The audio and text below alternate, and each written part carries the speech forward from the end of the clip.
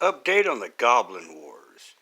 Well, the goblins decided to push forward, and they beat the humans there. Then they beat the humans there, taking that capital. Then they fell back to here, trying to make a defense. So the light blue side has this city and this city left. Now, the goblins have been reinforcing here, and they were sending down forces to attack this blue city.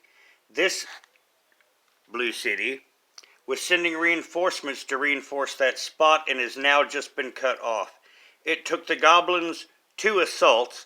They had their first defeat there. But when they reinforced and came after it the second time, they took it with heavy casualties on both sides. That's why you see so few forces there. But unfortunately, that left the dark blue with only 10 units and 2 cities in the backfield, and the goblins are able to reinforce there. So the goblins are now going to take their entire force and sweep back this way and wipe the humans out on this side, which will leave that little blue city as the only human city left. They are going to wipe out the dark blue side, and the dark blue side stands about no chance. Now the dwarves will be able to push forward because the dwarves have gathered an army.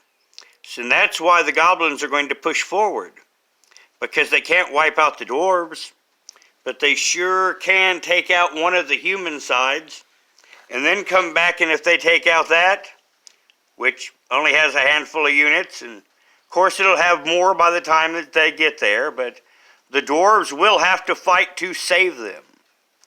And the orcs over here have gathered their reserves from the back, and they're going to attack the elves from the flank. Now the elves have not been able to reinforce over here significantly, because on that far side, the dark elves and the orcs are parity with the elves.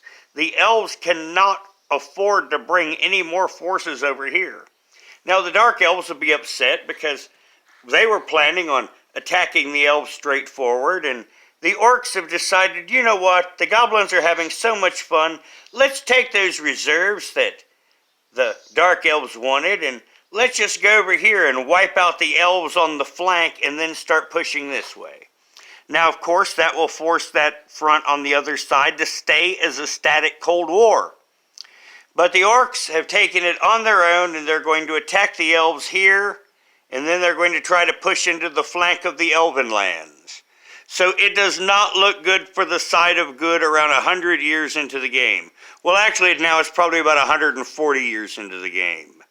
You know, the Goblin Wars continue, and the good guys are not winning.